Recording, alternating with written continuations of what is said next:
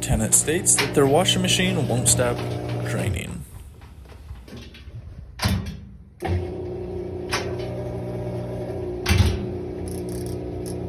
This is a pretty common issue, only can be solved by a new control board, $133. Go grab it from the shop, sift through all the parts, and figure out where it's hiding.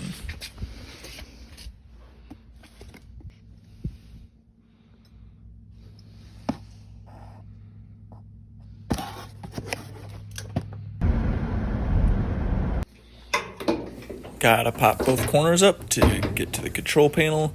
Once you have access to that, it's pretty simple. Just pop all the wires off, remove all the connectors, and transfer them over to the new board.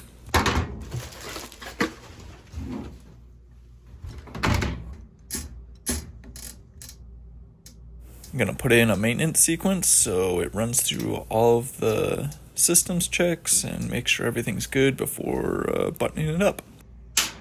Another happy tenant.